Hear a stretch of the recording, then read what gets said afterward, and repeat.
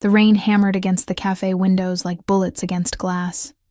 Each drop a sharp reminder of how thoroughly soaked we were. My daughter's small hand clutched mine, her fingers cold and trembling despite the warmth I tried to transfer through my palm. At 4 years old, she shouldn't have to walk through storms like this, but the bus had broken down 3 blocks away, and my umbrella had snapped in the wind before we'd made it halfway here. "Mama, I'm cold," Lily whispered, her voice barely audible above the cafe's ambient noise, the hiss of the espresso machine, the murmur of conversations, the soft jazz playing overhead. "I know, baby. Just a few more minutes." I pushed open the heavy door, and a wave of warmth hit us, carrying with it the rich aroma of roasted coffee beans and fresh pastries. The scent wrapped around us like a blanket, and I felt Lily's grip loosen slightly as we stepped inside. Water dripped from our coats onto the polished hardwood floor, creating small puddles that reflected the amber lighting. I could feel eyes on us, the well-dressed patrons with their designer bags and pristine appearances, glancing at the bedraggled woman and child who'd just invaded their sanctuary. My cheeks burned with embarrassment as I noticed my reflection in the window. Hair plastered to my skull, mascara probably smudged beneath my eyes, my discount store coat hanging heavy with rainwater. We were invisible here, I realized. Just another struggling single mother trying to find shelter from the storm. I guided Lily toward a small table in the corner, as far from the other customers as possible. My hands shook as I dug through my worn purse for my wallet, mentally calculating how much I could spend. $5 for a hot chocolate for Lily. Maybe I could afford a small coffee for myself if I skipped lunch tomorrow. The tips from my waitressing shift last night had been disappointing, and rent was due in 3 days. "Can I have the one with whipped cream?" Lily asked, her blue eyes, so much like her father's, looking up at me with hope. "We'll see, sweetheart." I brushed a wet strand of hair from her face, my heart aching at the way she tried to smile despite shivering. 4 years. 4 years since I'd left everything behind. Since I'd run from the golden cage that had been my marriage. Since I'd discovered I was pregnant and chose freedom over luxury. 4 years since I'd last seen him. The barista, a young woman with purple hair and kind eyes, took my order without judgment. I asked for the hot chocolate with whipped cream and the cheapest coffee on the menu for myself. As I fumbled with the damp bills in my wallet, I became aware of a shift in the cafe's atmosphere. The conversations seemed to lower, the jazz sounding suddenly distant. That peculiar silence that falls when something, or someone, commands attention without demanding it. A scent cut through the coffee and rain. Expensive cologne, leather, and something darker. Something that made the hair on the back of my neck stand up, made my breath catch in my throat, made every instinct I possessed scream danger. I didn't need to turn around to know who had just entered. My body remembered before my mind could catch up. The way my pulse quickened, the way my skin prickled with awareness, the way 4 years of distance collapsed in an instant. "Keep the change," a voice said near the counter, deep, controlled with that slight accent that had once whispered promises against my skin in the dark. A voice I'd tried to forget in 1,000 sleepless nights. My hands froze on the counter. The barista's eyes widened slightly as she looked past me, and I saw her swallow hard. In my peripheral vision, I caught movement. 2 large men in dark suits positioning themselves near the door. Security. Of course he wouldn't travel alone. He never had, even back then. "Mama?" Lily's voice pulled me back, and I forced myself to move, to take the receipt, to breathe. "Just a minute, baby," I managed, my voice somehow steady despite the chaos in my chest. I turned slowly, deliberately keeping my eyes down, and began walking back to our table, but I couldn't help it. My gaze lifted, drawn like a moth to flame, and I saw him. 4 years had only sharpened him. Dante stood near the entrance, water droplets clinging to his black wool coat, which probably cost more than my entire year's rent. His dark hair was slightly longer than I remembered, swept back from his face in a way that emphasized those razor-sharp cheekbones and that jaw that looked carved from marble. But it was his eyes that stopped me, those storm-gray eyes that had once looked at me like I was his entire world, like I was something precious he'd killed to protect, or possess. They found mine across the cafe, and the world tilted. I saw the recognition hit him, saw something flicker in those carefully controlled features. Surprise, then hunger, then something that looked almost like pain before his expression shuddered into the mask he wore so well. His hand, reaching for his phone, stopped mid-motion. One of his security detail said something to him, but Dante raised a single finger, silencing the man without looking away from me. The air between us felt electric, charged with 4 years of silence and everything left unsaid. I broke eye contact first, my survival instincts finally kicking in. My hands trembled as I made my way back to Lily, who was swinging her feet and humming softly, completely unaware that the most dangerous man I'd ever known was 20 feet away. "Here, sweetie," I said, my voice too bright, too false. I helped her out of her wet coat and draped it over the back of her chair, then did the same with mine, acutely aware that I was buying time, that I was delaying the inevitable. The barista brought our drinks, Lily's hot chocolate piled high with whipped cream, my simple black coffee. Lily's face lit up, and for a moment, I could almost pretend everything was normal. "Thank you, Mama." She reached for the cup, and I helped her, wrapping her small hands around the warmth. "Careful, it's hot. Blow on it first." She blew dramatically, sending a small shower of whipped cream onto the table, and giggled. The sound was pure joy, pure innocence, and it cracked something in my chest. This was why I'd left. This freedom, this simple happiness, this life where we weren't trapped in a world of violence and shadows. Even if it meant struggling, even if it meant poverty, even if it meant... "Excuse me." The voice came from directly beside our table, and I didn't need to look up to know who it was. My entire body tensed, every muscle preparing for flight even though I knew running was impossible. There was nowhere to go. Not with Lily here, not in a cafe full of people. I forced myself to raise my eyes. Dante stood there, his presence overwhelming in the small space. Up close, I could see the fine fabric of his suit, the gold cufflinks at his wrists, the subtle bulge beneath his jacket that meant he was armed, always armed. His security stayed back, but I could feel their attention, their readiness. "Dante," I said, and his name tasted like ash and honey on my tongue. His eyes moved from me to Lily, and I watched his entire body go still. Lily, oblivious, was focused on carefully sipping her hot chocolate, her small face serious with concentration. When Dante's gaze returned to mine, something had changed in it. Something calculating and intense and possessive in a way that made my stomach drop. 4 years, he said softly, his voice controlled, but with an edge that made it clear he was anything but calm. 4 years, and not a word. I had my reasons. I kept my voice low, praying Lily wouldn't pick up on the tension. "I'm sure you did." His jaw tightened, and I saw his hands clench at his sides before he forced them to relax. "We need to talk. There's nothing to talk about. That part of my life is over. Is it?" His eyes flickered to Lily again, and I saw him doing the math, saw the exact moment the realization hit him. His face went blank, then thunderous, then carefully neutral again in the span of seconds. When he spoke, his voice was barely above a whisper, but it carried the weight of 1,000 unspoken questions. "How old is she?" My heart stopped. "That's none of your business," I managed, but my voice shook, betraying me. "How old is she?" Each word was precise, controlled, deadly. Before I could answer, Lily looked up, her blue eyes, his eyes, curious. "Mama, who is this man?" Dante's breath caught. Audible even in the busy cafe, he stared at her like she was a ghost, like she was everything he'd ever wanted, and everything he'd never known he'd lost. He started, then stopped, seeming at a loss for words for the first time since I'd known him. "He's an old friend," I said quickly, standing up, positioning myself between them. "We were just saying hello. He was just leaving." "Was I?" Dante's eyes met mine, and in them I saw a storm brewing. Anger, betrayal, hunger, and something that looked dangerously like joy. "I don't think so. In fact, I think we have a great deal to discuss, privately. I'm not going anywhere with you." "Then we'll talk here." He pulled out the chair across from Lily and sat down before I could protest, his movements fluid and graceful despite his size. One of his security men stepped forward, but Dante waved him back. 20 minutes. That's all I'm asking. You don't get to ask me for anything anymore."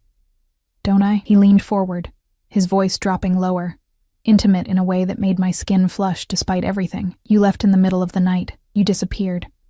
I looked for you everywhere, spent a fortune, turned the city upside down. And now I know why. His gaze moved to Lily again, and something in his expression shifted. The hardness softened, replaced by wonder and fury and a possessiveness that made me realize just how much danger we were in. "She's mine," he said, and it wasn't a question. "No. Look at her. Those eyes, that chin. She's mine, and you kept her from me." His hand gripped the edge of the table, knuckles white. 4 years. 4 years of her life. You don't understand, then make me understand, right now. The threat in his voice was subtle but unmistakable. This was Dante Moretti, the man who controlled half the city's underground, who had people disappear with a single phone call, who had built an empire on fear and loyalty. And I'd kept his daughter from him. Lily, sensing the tension even if she didn't understand it, reached for my hand. "Mama?" I squeezed her fingers gently, trying to project calm I didn't feel. "It's okay, baby." But it wasn't okay. Nothing about this was okay, because I could see in Dante's eyes that he wasn't going to let us walk away. Not now. Not ever. 4 years of freedom had just ended the moment we walked into this cafe. The moment our eyes met. The moment he saw what I'd been hiding. And the most terrifying part, a small, traitorous part of me felt relief. Relief that the running was over, that the constant looking over my shoulder could finally end, that the weight of secrets could finally be lifted. Even if it meant walking back into his world. Even if it meant surrendering the freedom I'd fought so hard to gain. Dante pulled out his phone, pressed a button, and spoke quietly. "Marco, bring the car around to the cafe on 5th, and clear my afternoon." "Wait," I started, but he cut me off with a look. "We're not having this conversation here." "Not in front of—" He paused, his throat working. "Not in front of our daughter. You're going to get your coats, and we're going somewhere private, somewhere warm. Somewhere she can eat properly while you explain to me why you've been living like this." His eyes raked over my discount store clothes, my worn purse, the desperation I couldn't quite hide. "Why you've been struggling when you could have had everything. I didn't want your everything, that's why I left. And took my child." The words were soft but laced with fury. "We'll discuss your reasons, all of them. But first, Lily needs dry clothes and food, and you—" He stood, towering over me. And despite everything, despite the fear and the anger, my body responded to his proximity the way it always had. "You need to stop running. The game is over, Elena. 4 years is long enough." He turned and walked toward the door, his security falling into step around him. Then he paused and looked back, his eyes finding mine across the cafe. 5 minutes. If you're not outside in 5 minutes, I'll come back in, and we'll do this the hard way. Your choice." Then he was gone, leaving behind only the scent of expensive cologne and the ruins of the careful life I'd built.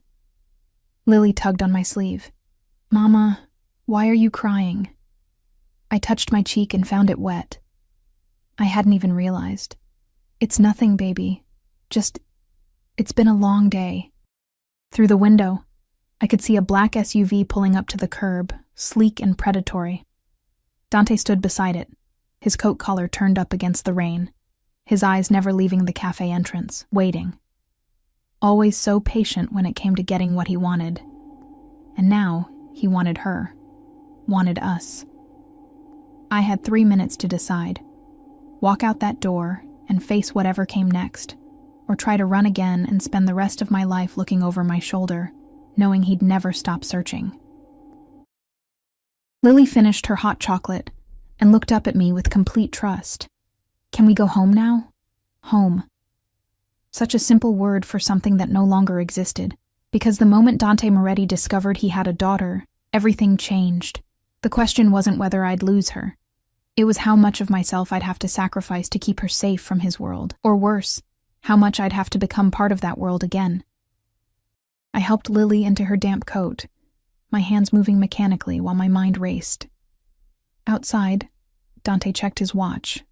2 minutes left. The rain continued to fall, washing away the last remnants of my carefully constructed fantasy that we could ever truly escape him. I stepped out into the rain with Lily's hand in mine, and immediately felt the weight of Dante's gaze. One of his security men, a mountain of a person with a scar running down his left cheek, opened the SUV's rear door.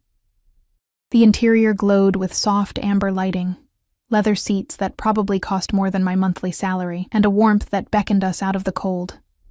Dante stood motionless, rain darkening his expensive coat. But he didn't seem to notice or care. His eyes were fixed on Lily with an intensity that made my chest tight. When we approached, he moved suddenly, fluidly, positioning himself between us and the rain, using his body as a shield. "Careful," he murmured as Lily climbed inside, his hand hovering near her back without quite touching, as if he was afraid she might break or disappear. I followed her in, and Dante slid in beside me, close enough that I could feel the heat radiating from him, smell the rain on his skin beneath the cologne. The door closed with a solid final sound, the kind of sound that meant there was no going back. "Where are we going?" I asked, hating how small my voice sounded. "My apartment. It's close." He leaned forward and spoke to the driver in Italian, too rapid for me to follow, though I caught a few words: careful, quick, the usual route. The car pulled away from the curb smoothly, and I watched the cafe disappear behind us. Lily pressed her face to the window, eyes wide as she took in the luxurious interior. The screens embedded in the seats, the small refrigerator, the space that seemed impossibly large for a vehicle. "Wow," she breathed. "This is like a house on wheels." Dante's expression softened for the first time since we'd sat down at that table. "Would you like something to drink? There's juice, water, milk." "Really?" Lily looked at me for permission, and I nodded numbly. What else could I do? He retrieved a bottle of apple juice from the refrigerator, opened it carefully, and handed it to her. His movements were precise, controlled, but I could see the tremor in his fingers, the barely contained emotion beneath the surface. "Thank you," Lily said automatically, the manners I'd drilled into her kicking in. "You're welcome." His voice cracked slightly on the words, and he cleared his throat, looking away. When his eyes met mine, they were burning with questions, accusations, and something that looked dangerously like longing. The drive took less than 10 minutes, but it felt like hours. Dante made small talk with Lily, asked her about her favorite color, what she liked to do, if she enjoyed stories. She answered with the easy openness of a child who didn't understand that the man asking was dangerous, that he could take everything away from us with a single command. Every word she spoke, every smile she gave, I watched Dante fall further under her spell. His jaw would tighten when she laughed, his hands would clench when she mentioned something I'd taught her, and his eyes never left her face, drinking in every detail as if memorizing her. We pulled into an underground garage. Not the parking structure I'd expected, but a private entrance with a gate that required security codes and facial recognition. The SUV descended 2 levels before stopping in a space marked with Dante's initials. 2 more security personnel appeared from nowhere, scanning the area before giving Dante a subtle nod. "Stay close," he said, and I wasn't sure if he was talking to me or his men. The elevator was mirrored and modern, requiring a keycard and fingerprint to access the penthouse level. Lily stood between us, clutching her juice box, humming softly. In the reflection, I could see the 3 of us together, a family portrait that never should have existed. Dante stood rigid, his eyes flickering between Lily and me, his jaw working as if he was holding back 1,000 words. The doors opened directly into his apartment, and I fought to keep my expression neutral. I'd forgotten, or maybe forced myself to forget, the sheer opulence of his world. Floor-to-ceiling windows overlooked the city, rain streaming down the glass like tears. The furniture was modern and expensive, all clean lines and rich fabrics. Original artwork hung on the walls. Pieces I recognized from magazines, paintings worth more than I'd earn in 10 lifetimes. "Maria!" Dante called out, and a woman in her 50s appeared from what I assumed was the kitchen. She wore a simple gray dress and an expression of professional courtesy that faltered slightly when she saw me and Lily. "We have guests. The child needs dry clothes and food, something warm, and find something appropriate for her mother as well." Of course, Mr. Moretti. Maria's eyes lingered on Lily with barely concealed curiosity before she hurried away. I don't need... I started. But Dante cut me off. You're soaked through. Lily is shivering. This isn't negotiable. He crouched down to Lily's level, and the movement was so unexpectedly gentle that it made my throat tight. Would you like to see something special while Maria gets you some warm clothes? Lily looked at me, uncertain, and I nodded. What choice did I have? He led us through the apartment to a room I'd never seen before, a library with walls of books reaching toward a vaulted ceiling. But in the corner, partially hidden behind a leather chair, sat something that made Lily gasp. A massive dollhouse, 3 stories tall, with intricate furniture and tiny inhabitants frozen in their perfect lives. My mother's, Dante said quietly. She made it when she was young. I thought... He trailed off, shaking his head. You can play with it if you'd like. Can I, Mama? Lily's eyes were huge, reflecting the warm lighting. Yes, baby. But be gentle. She didn't need to be told twice. Within seconds, she was kneeling before the dollhouse, carefully opening the miniature doors and examining the rooms with the intense focus only children possess. Dante straightened, and suddenly we were alone. Or as alone as we could be with security somewhere nearby and Maria bustling in another room. The air between us felt thick, charged with everything unsaid. My office. Now. He walked toward a door at the far end of the library, and I followed because refusing would only delay the inevitable. His office was masculine and austere. Dark wood, leather, a desk that looked like it had witnessed countless decisions, both legal and otherwise. The rain against the windows provided a constant backdrop, a reminder that the world outside continued despite everything falling apart inside. Dante closed the door, leaned against it, and just stared at me. The silence stretched, oppressive and heavy, until I couldn't bear it anymore. Say something, I whispered. What would you like me to say? His voice was dangerously soft. That I understand why you ran? That I forgive you for stealing 4 years of my daughter's life? That I'm not furious beyond words right now? You don't know what it was like. Then tell me. The words exploded from him, and I flinched. He noticed, and something in his expression shifted, became more controlled, more dangerous in its calmness. Tell me why you disappeared in the middle of the night. Why you left no note, no explanation, no forwarding address. Why you let me believe you were dead in a ditch somewhere while you were pregnant with my child. Because I couldn't stay, I said, my own anger rising to meet his. Because every day in your world was suffocating me. Because I didn't want my child growing up surrounded by violence and fear and what? Protection? Wealth? Everything she could ever need? He pushed off the door, closing the distance between us in 2 strides. Look at you, Elena. Your clothes are threadbare. You're too thin. You were counting change to buy your daughter a hot chocolate for God's sake.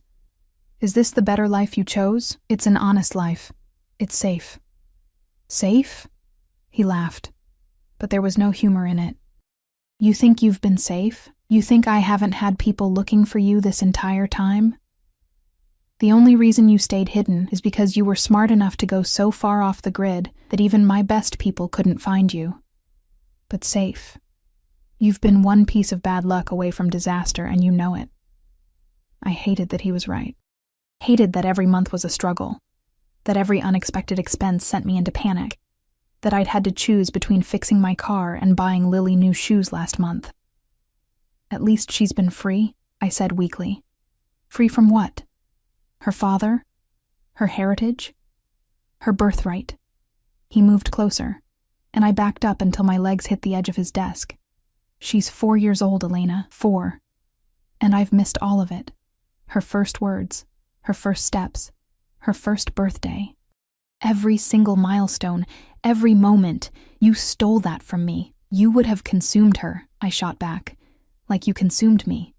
You would have wrapped her in bulletproof glass and armed guards and turned her into a prisoner in a golden cage, just like you did to me. Is that what you think? His voice dropped to barely a whisper, and somehow that was more terrifying than his anger. That I imprisoned you, didn't you?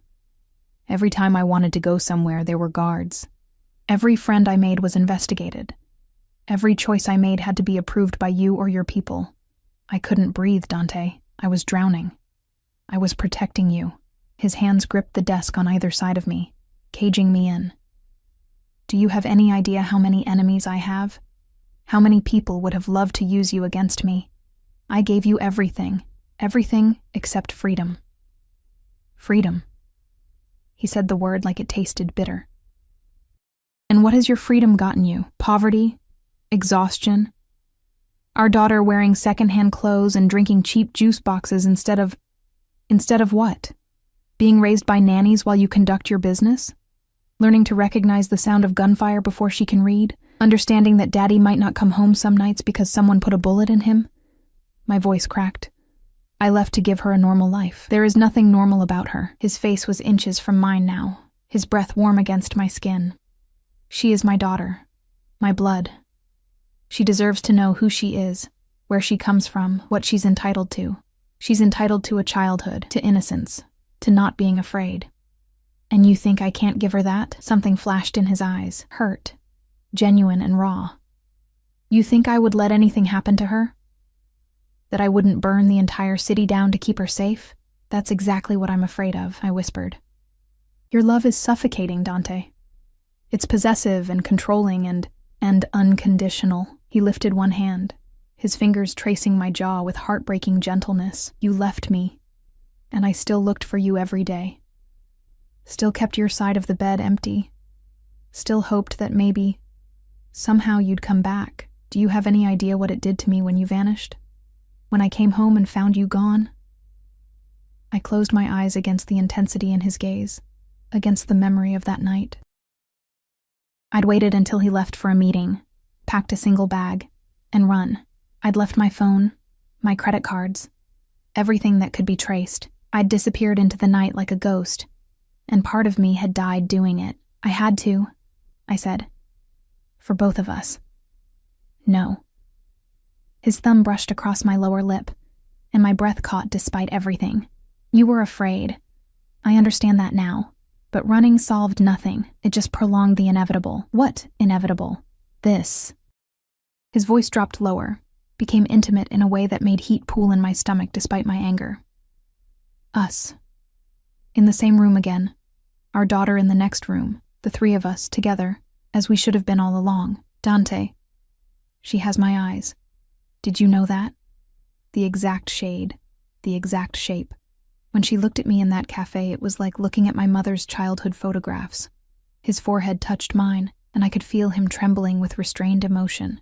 You gave me a daughter, Elena, a perfect, beautiful daughter, and I didn't even know she existed. I'm sorry, I whispered, and I meant it. Whatever my reasons, whatever my fears, I couldn't deny that I'd taken something precious from him. I'm sorry you missed so much. Sorry doesn't give me back 4 years. He pulled away abruptly, leaving me cold. But we can't change the past. We can only move forward, and moving forward means decisions need to be made. The way he said it made my blood run cold. What kind of decisions? Practical ones. He walked to the window, hands clasped behind his back, every inch the dawn contemplating strategy. Lily is mine. That's not debatable, which means she needs proper protection, proper resources, proper everything. And you, he turned, his expression unreadable. You're her mother. That complicates things. Complicates things how? I could take her. The words were matter of fact, devastating in their simplicity. I have the resources, the lawyers, the power. You're barely scraping by. Any judge would see that I can provide a better life. You wouldn't. But even as I said it, I knew he could. Knew he would, if pushed. I don't want to. He crossed back to me, his expression softening slightly. Despite everything, despite the anger and the betrayal, I don't want to take her from you.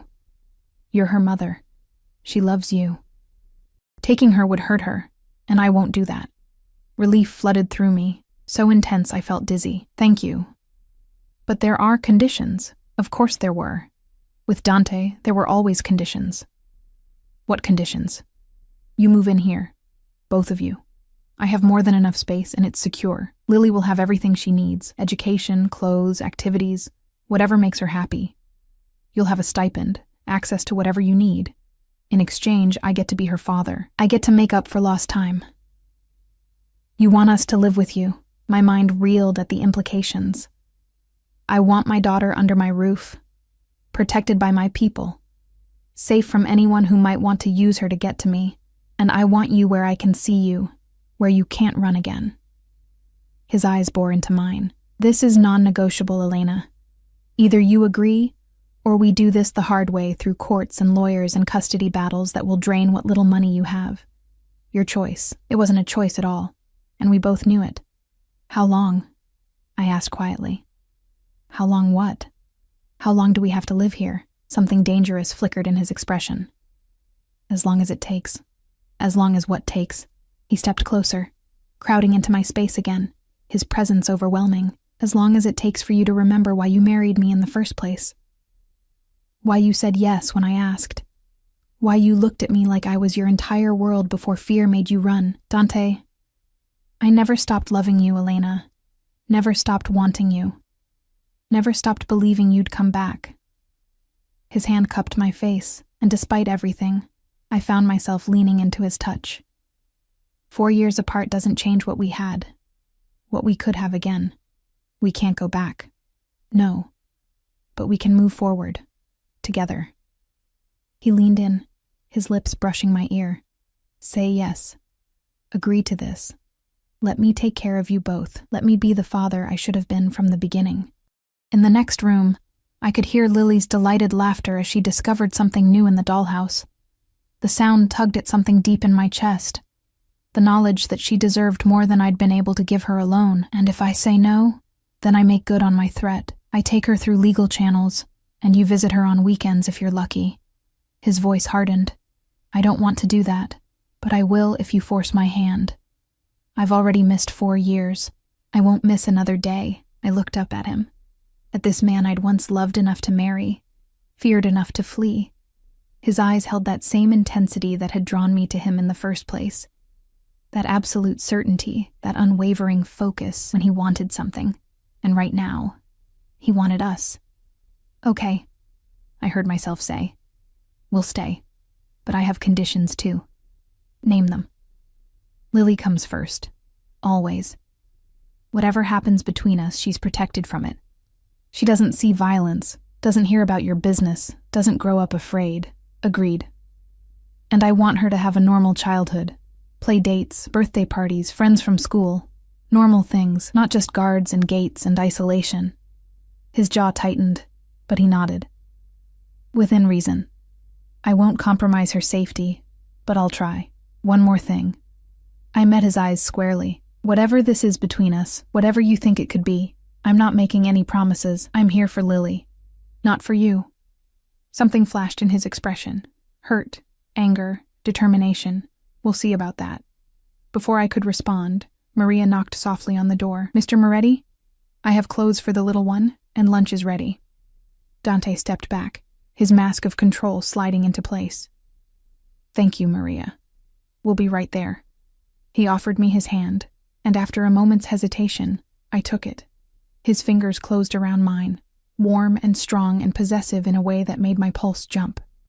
Welcome home, Elena, he murmured as he led me back toward the library, toward our daughter, toward a future I couldn't escape. Welcome home. The first night in Dante's penthouse felt like sleeping in a museum. Everything was too clean, too perfect, too expensive to touch. Maria had shown us to a guest suite, 2 connecting rooms with a shared bathroom that sparkled like something from a luxury hotel. Lily's room had been hastily furnished with items that must have cost a fortune. A canopy bed with silk sheets, stuffed animals still bearing price tags, toys arranged on pristine shelves. Mama, look! She'd spun in circles, her wet clothes replaced by a soft pink pajama set that probably cost more than my weekly grocery budget. It's like a princess room. I'd smiled and tucked her in, watching her fall asleep almost instantly, exhausted from the day's emotional upheaval. She looked so small in that enormous bed, so fragile despite the luxury surrounding her. Now I stood at the window of my own room, staring out at the city lights blurred by rain. My reflection looked like a stranger, showered, wearing clothes Maria had provided, standing in a space that could have housed my entire apartment 3 times over. A soft knock made me turn. "It's open," I said, though I already knew who it was. Dante entered, changed from his suit into dark slacks and a white shirt with the sleeves rolled up. Casual for him, but still put together in a way that made my borrowed sweatpants and t-shirt feel inadequate. He carried 2 glasses and a bottle of wine. "I thought you might need this," he said, setting them on the side table. "I don't drink anymore." A lie, but I needed my walls up. "Since when?" He poured anyway, the burgundy liquid catching the light. "Since I had a daughter to take care of alone." The barb hit its mark. His jaw tightened, but he simply pushed 1 glass toward me. "She's asleep. 1 glass won't hurt." I took it because refusing felt childish, but I didn't drink. Instead, I watched him move to the window beside me, both of us reflected in the glass like ghosts. "I had my people pack up your apartment," he said quietly. "You what?" I spun to face him. "Your lease ends in 2 weeks anyway." "I paid it out, and everything you owned is being moved to storage tomorrow. You'll have access whenever you want, but there's no point paying rent on an empty apartment." "You had no right." "I had every right." His voice cut through my protest. "You agreed to stay here. That means your old life ends tonight. Clean break. You can't just erase 4 years like they never happened. Watch me." He took a slow sip of wine, his eyes never leaving mine. "I've already enrolled Lily in the best private preschool in the city. She starts Monday. My lawyer is preparing paperwork to add her to my will, establish her trust fund, update her birth certificate to include my name." "Her birth certificate?" My hands shook. "Dante, she doesn't even know you're her father yet. Then we tell her. Tomorrow." He set his glass down with careful precision. "I've waited long enough, Elena. She deserves to know. She's 4 years old. She won't understand. She'll understand that the man who bought her hot chocolate, who showed her his mother's dollhouse, who wants to take care of her and her mother is her father. Children are more resilient than you think." I wanted to argue, but exhaustion pressed down on me like a physical weight. The day had been too much. Seeing him again, the fear, the negotiations, moving into this golden prison. "I need time," I whispered. "We both do. To adjust, to figure out how this works. We don't have time." He moved closer, and I could smell his cologne, feel the heat of his body. "Every day she doesn't know is another day stolen. I won't lose more." "And what about what I need? What she needs?" "I'm giving you both everything." His voice held genuine confusion, as if he couldn't understand why I wasn't grateful. "Safety, security, luxury. Captivity," I finished. "Wrapped in silk and locked behind gates. Protection." He caught my chin, forcing me to meet his eyes. "There's a difference." "Is there?" I pulled away, creating distance between us. "Your men are already stationed outside. I saw the cameras in every hallway. This isn't a home, Dante. It's a fortress. Because the world I live in requires fortresses." Frustration bled through his control. "You knew this when you married me. You knew what I was, what I did. I knew you were dangerous. I didn't know I'd become another possession to guard." Silence fell between us, heavy with everything unsaid. Rain continued its assault on the windows, nature indifferent to human drama. "Is that really what you think?" His voice was quieter now, almost vulnerable. "That you were just a possession? Weren't we all?" I gestured vaguely. "Your people, your properties, your wife. Everything organized and controlled and protected until it suffocates." He flinched, actual pain crossing his features before the mask returned. "I loved you. You owned me." But even as I said it, I knew it wasn't entirely fair. Dante had loved me in his way, fierce, consuming, absolute. The problem was that his love left no room for anything else. "I kept you safe," he corrected. "From threats you didn't even know existed. From men who would have hurt you to hurt me. From living." The words burst out before I could stop them. "I felt like I was dying, Dante. Slowly suffocating in your perfect apartment with your perfect security and your perfect control. I couldn't breathe without permission. Couldn't exist without surveillance. Is that really love?" It was all I knew how to give. His admission hung in the air between us. "My father taught me to protect what's mine. To never show weakness. To control every variable because losing control means losing everything. He reached for his wine, drained it. When you left, I lost control. I tore the city apart looking for you. I made enemies into allies, called in every favor, spent money like water, and still, nothing. You vanished like smoke. I had to. Because I failed you. He set the empty glass down with a sharp click. I see that now. I was so focused on keeping you safe that I never asked if you were happy. I assumed providing was enough, that luxury equaled love. His eyes met mine, raw and exposed. I was wrong. The admission shocked me more than anything else that day. Dante Moretti didn't admit weakness, didn't apologize, didn't acknowledge mistakes. Yet here he stood, stripped of his usual armor. I won't make the same mistake with Lily, he continued. I'll learn. I'll do better. But I need you to meet me halfway, Elena. I need you to believe that I can change. Can you? I searched his face for the answer. Can you really give her freedom while keeping her safe? Can you let her grow without controlling every aspect of her life? I don't know. His honesty was brutal, but I'll try. For her. For you. He stepped closer again, and this time I didn't retreat. Give me a chance to prove I'm not the monster you ran from. You're not a monster. The words came out softer than intended. You never were. You're just too much. Too intense. Too possessive. Too in love with you to let you go. His hand found my waist. Tentative. Testing. That hasn't changed. 4 years? And I still dream about you every night. Still reach for you in the morning. Still... Don't. I pressed my hand against his chest, feeling his heartbeat thunder beneath my palm. We can't go back there. Whatever we had, it's over. Is it? His other hand tangled in my hair, gentle but insistent. Because your pulse just jumped. Your breath just quickened. Your body remembers me even if your mind wants to forget. He was right, and I hated it. Hated that after everything, after 4 years of freedom and fear and learning to be whole without him, my traitorous body still responded to his touch like coming home. This is about Lily, I managed, though my voice shook. Not us. It's about all of us. His thumb traced my lower lip, and heat pooled low in my stomach. We're a family now, Elena, whether you want to admit it or not, and families figure things out together. Dante... Whatever I was going to say died as Lily's voice called out from the next room. Mama? I pulled away from him instantly, my heart racing for different reasons now. I'm here, baby. What's wrong? I found her sitting up in bed, clutching one of the new stuffed animals, her face uncertain in the dim glow of the nightlight Maria had left on. I had a dream, she said softly, about the nice man from the cafe.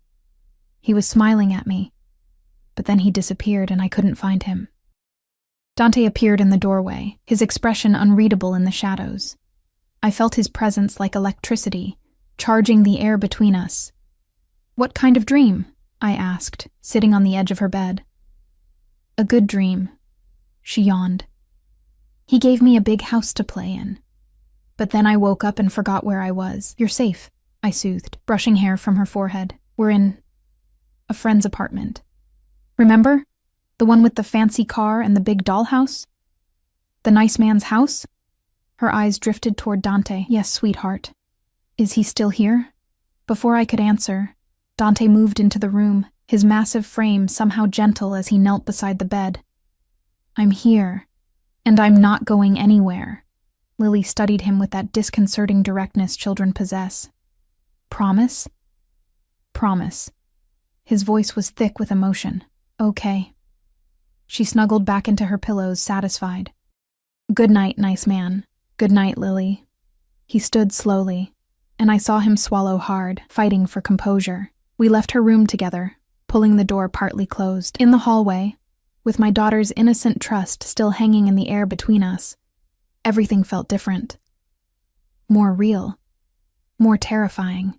Tomorrow, Dante said quietly. We tell her tomorrow. I nodded, too exhausted to fight anymore. Tomorrow. He reached out, his fingers ghosting across my cheek in a touch so tender it made my throat tight. Thank you. for agreeing to this, for giving me a chance. Don't make me regret it. I won't." His hand dropped, but his eyes held mine with that familiar intensity. "Sleep well, Elena. You're safe here. Both of you." Then he was gone, disappearing into the shadows of his fortress home, leaving me alone with the sound of rain and the weight of decisions I couldn't take back. I returned to my room and finally took that sip of wine. It was excellent, of course. Everything in Dante's world was excellent, beautiful and expensive and suffocating. But as I lay in sheets that cost more than my monthly rent, I couldn't deny one terrifying truth. Part of me had missed this, missed him, missed the security and the intensity and the absolute certainty that came from being Dante Moretti's focus, even if that focus felt like burning alive. Morning came with pale sunlight breaking through the rain clouds. I woke to silence, the eerie, unsettling quiet of wealth, where even the city sounds were muffled by triple-paned windows and insulated walls. For a moment, I forgot where I was. Then memory crashed back, and with it, the weight of what today meant. We were telling Lily the truth. I found her already awake, sitting cross-legged on her bed surrounded by the new stuffed animals, having what appeared to be a very serious tea party with them. She looked up when I entered, her smile bright and uncomplicated. "Mama, Mr. Bear says the pancakes here are really good. Can we have pancakes?" "We'll see what Maria has made." I helped her wash up and get dressed, my hands moving through the familiar routine while my mind spun with anxiety. "How did you tell a 4-year-old that the stranger from yesterday was her father? That everything she'd known was about to change?" The dining room was flooded with morning light, the rain-washed city gleaming beyond the windows. Dante sat at the head of a table that could seat 12, dressed in a dark suit, reading something on his tablet. He looked up when we entered, and the transformation in his expression, from cold business to warm welcome, was startling. "Good morning." He stood, pulling out chairs for us. "I hope you slept well." "The bed was really soft," Lily announced, climbing into her seat. "Like sleeping on a cloud. I'm glad." His voice held a roughness that spoke of emotion barely contained. "Maria made pancakes, as requested, and bacon, and fresh fruit." Shh.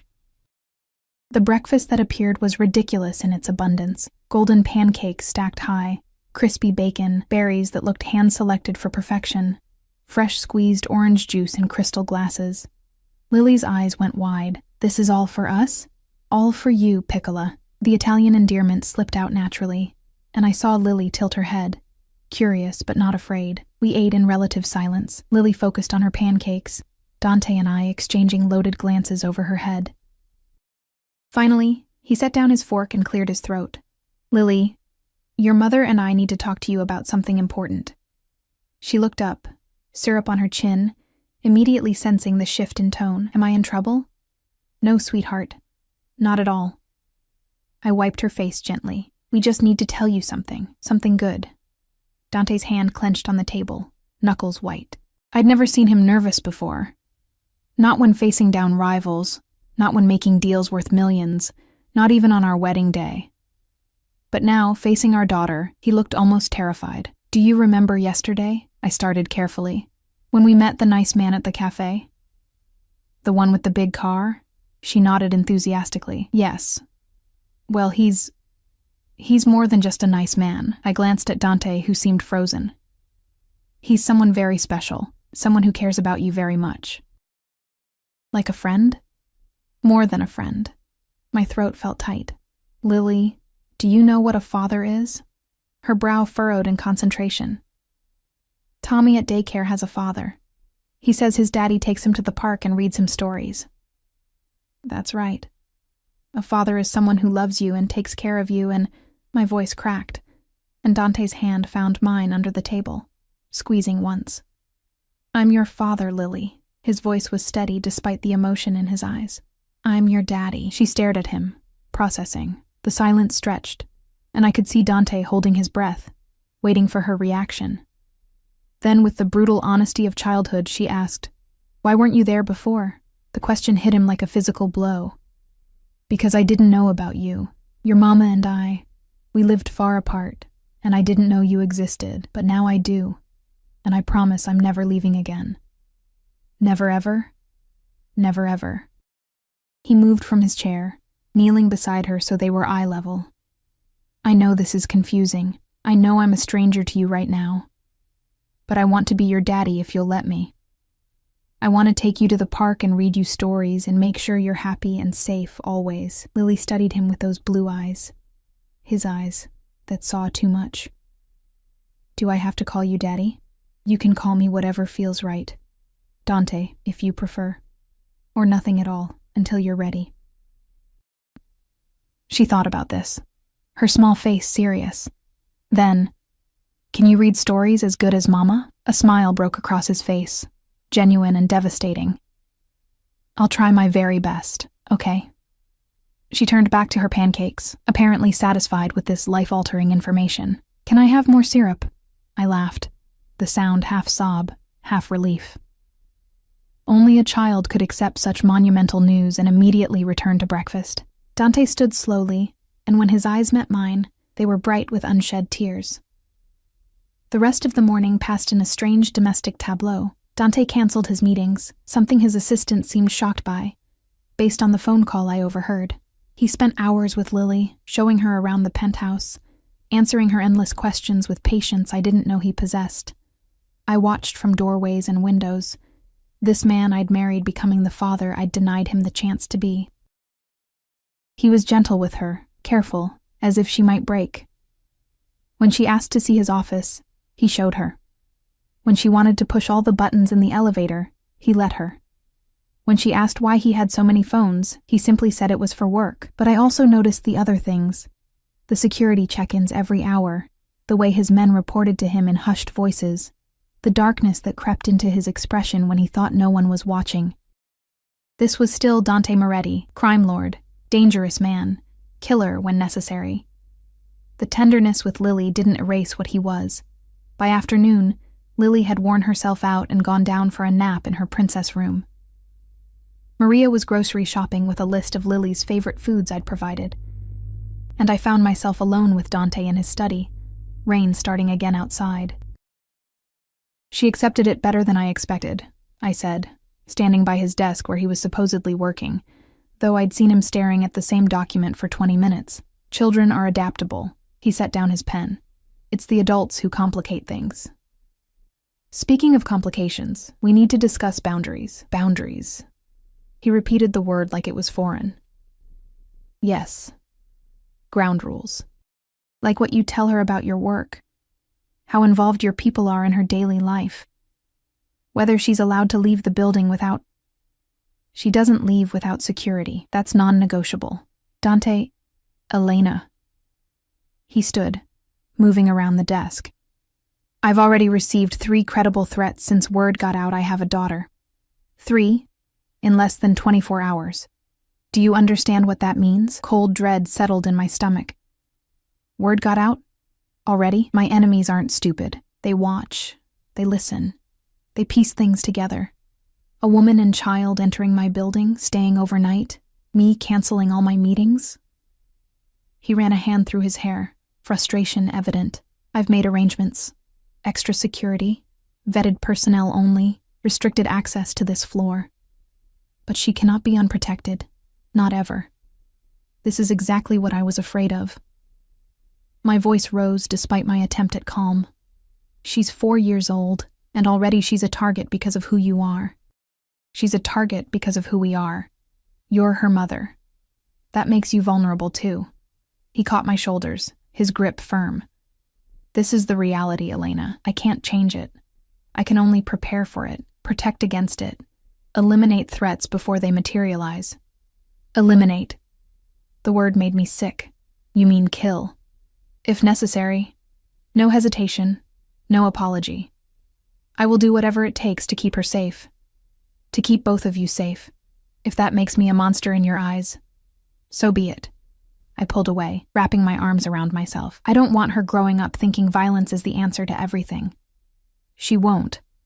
I'll make sure of that. His voice softened. But I also won't lie to her about the world. When she's older, when she asks questions, she deserves honest answers. She deserves to know who her father is, all of it, the good and the bad. She's 4. I know. Which is why for now, I'm just daddy who works a lot and has people who help keep us safe. He moved to the window, his reflection ghost-like in the glass. But eventually, she'll need to know.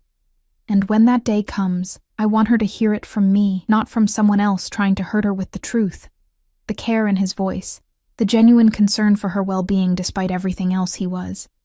It made my chest ache. This was the man I'd fallen in love with. The one who existed beneath the violence and control. The one who loved fiercely and completely, even if he didn't always know how to show it properly. I'm scared, I admitted quietly, scared of what this life will do to her. To us.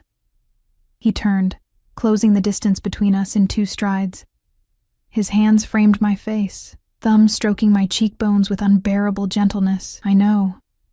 But you're not alone anymore. Whatever comes, we face it together. As a family. We're not. We are. Firm.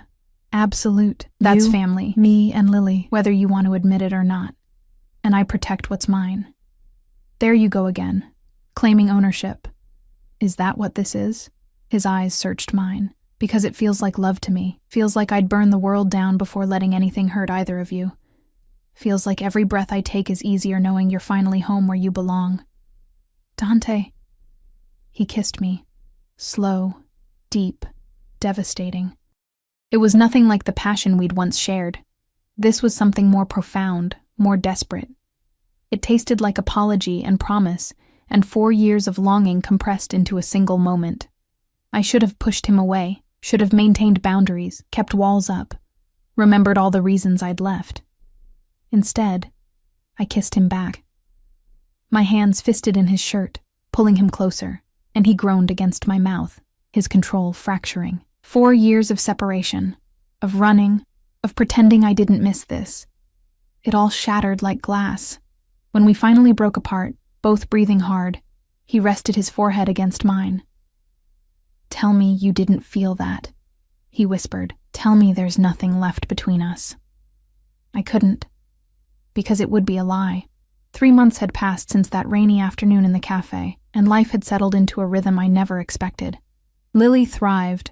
Her preschool reports glowed with praise, her laughter filled the penthouse, and her bond with Dante grew stronger each day.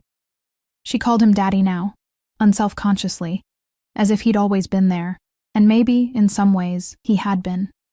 In her eyes, in her smile, in the stubbornness she displayed when she wanted something. All Dante. I stood in the doorway of the library, watching them together. Dante sat cross-legged on the floor, something I never thought I'd see. While Lily explained the elaborate backstory she'd created for each doll in the dollhouse, he listened with complete attention, asking questions, making suggestions, his dangerous hands gentle as he helped rearrange tiny furniture. And this one is the queen, Lily declared, holding up a doll in a purple dress. She's very brave and protects everyone. Like your mama, Dante said softly, glancing up to find me watching. The look in his eyes made my breath catch. Pride, love, gratitude, and something hungrier that he'd been careful to keep leashed these past months. He'd been patient, painfully so. No pressure, no demands, just steady presence and the slow dismantling of every wall I'd built. Mornings where he made Lily pancakes. Evenings where we'd read stories together, the 3 of us crowded on her bed. Quiet moments where his hand would find mine and squeeze, nothing more. Just connection. Mama, come play with us. Lily waved me over, and I joined them on the floor, fitting into the space between father and daughter, as if I'd always belonged there. The afternoon dissolved into pretend play and laughter. Later, after Lily's bath and bedtime routine, Dante and I found ourselves alone in the living room, the city lights twinkling beyond the windows like earthbound stars. She asked me today if we were getting married again, Dante said, swirling whiskey in his glass. My heart stuttered. What did you tell her? That grown-ups need time to figure things out. He set down the glass, turning to face me fully. But she's not wrong to ask. We live together, raise her together, share meals and bedtimes and all the small intimacies of family life. In every way that matters, we're already together. Except we're not. But the protest sounded weak even to my ears. Aren't we? He moved closer, and I didn't retreat. You haven't slept in the guest room for a month. Every night you end up in my bed, in my arms. Every morning, I wake up with you beside me. Tell me that means nothing. It had started innocently, nightmares about losing Lily, about the past catching up with us. I'd sought comfort, and he'd provided it without expectation. But somewhere along the way, comfort had become habit, habit had become need, and need had become something I was afraid to name. I'm scared, I whispered. Scared of falling back into patterns, of losing myself again, of loving me. He cupped my face, his touch achingly familiar. You can say it, Elena. You're scared of admitting you still love me. Because loving you is terrifying. The confession tumbled out. You consume everything. You're like fire, beautiful and warm and absolutely devastating. I burned myself once getting too close. I can't do that again. Then let me be different. His thumb traced my lower lip. These past 3 months, have I smothered you, controlled you, kept you prisoner? I thought about the freedom he'd given me. The credit cards in my name with no spending limits, the car and driver at my disposal, the trust he'd shown when I took Lily to the park with just one security detail instead of his entire team. The way he asked my opinion on decisions affecting our daughter, actually listened, sometimes even deferred to my judgment. No, I admitted. You haven't. I learned. His voice roughened. Losing you taught me what matters, not control, not possession, but partnership, trust. Letting the people you love have space to breathe while still keeping them safe. He leaned closer, his breath warm against my lips. I'm not the same man you left, Elena. I've changed. For you, for Lily, for us. Dante, marry me again. The words were soft but certain, not because I'm demanding it, not because you have no choice, but because you want to. Because despite everything, despite the fear and the past and all the reasons it shouldn't work, it does. We work. My heart hammered against my ribs. I need to know something first. Anything. The threats you mentioned. The enemies. Are we really safe? His expression hardened. There were issues. I resolved them. Resolved how? Do you really want to know? His eyes searched mine. Do you want the details of what I did to protect our family? I thought about it. About the darkness in his world, the violence I'd always known existed but never witnessed. Part of me wanted to know everything. To see all of him without filters. But another part, the mother part, understood that some knowledge was burden rather than power. No, I said finally. I just need to know we're safe, that Lily's safe. You are. I swear it. He pressed his forehead to mine. I burned bridges, called in debts, made alliances I never thought I'd make. Anyone who even thought about threatening you or Lily learned very quickly that it was the last mistake they'd ever make. We're safe, amore mio, I promise you. The Italian endearment, unused for so long, wrapped around my heart. You can't promise complete safety. Not in your world. No, but I can promise I'll die before I let anything happen to either of you. That I'll use every resource, every connection, every ounce of power I possess to keep you both protected. His hands slid into my hair, and I can promise I'll love you, both of you, with everything I am. For as long as I breathe. Tears pricked my eyes. You make it sound so simple. It is simple. I love you. You love me. We have a daughter who deserves parents who are together, who love each other, who can show her what family means. He kissed my forehead, soft and reverent. The rest is just details, important details, like the fact that your job is illegal, that you'll always have enemies, that our life will never be completely normal. No, but it will be ours. He pulled back enough to look at me properly. I can't give you normal, Elena. I can't promise white picket fences and neighborhood barbecues, but I can give you passion and protection, and a love so absolute it terrifies me. I can give you honesty, no more secrets, No more controlling everything behind your back. I can give you partnership in raising our daughter. And I can give you this." He pulled a small box from his pocket, and my breath stopped. Inside was a ring, not the massive diamond he'd given me the first time, but something simpler, a platinum band with 3 small stones: sapphire, diamond, ruby.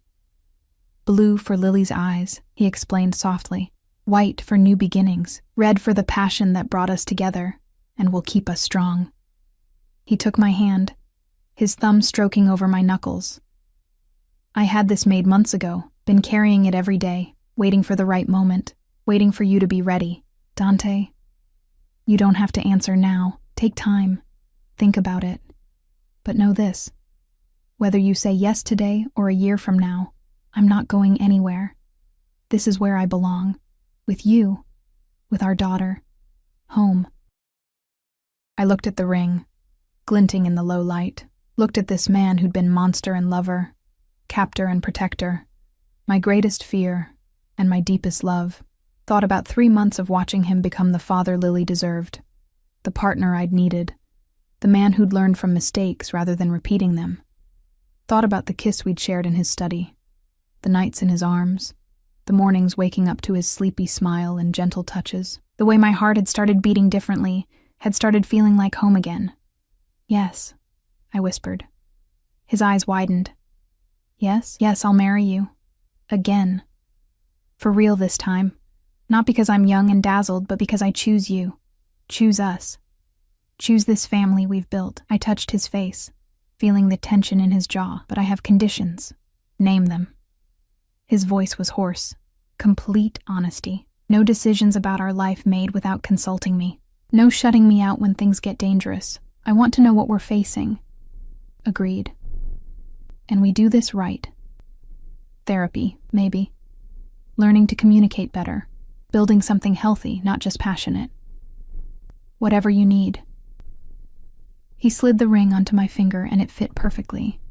Of course it did. "Anything, everything. Just don't leave me again. Please." "I won't." And I meant it. I'm staying. We're staying. He kissed me then, deep and claiming and somehow tender. And I tasted salt. His tears or mine, I couldn't tell. 4 years of running, of fear, of pretending I could survive without him. All dissolved in that kiss. When we finally broke apart, he was smiling. Really smiling. The rare, unguarded expression that transformed his face from dangerous to devastating. "I'm going to be the best husband," he promised. "The best father. I'm going to spend every day proving you made the right choice.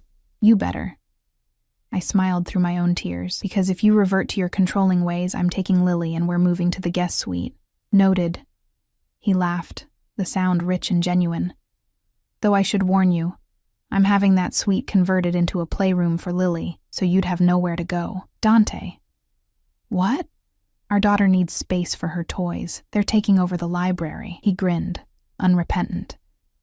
"Besides, you're not going anywhere. You're stuck with me now." Apparently so. But I was smiling as I said it, my heart lighter than it had been in years.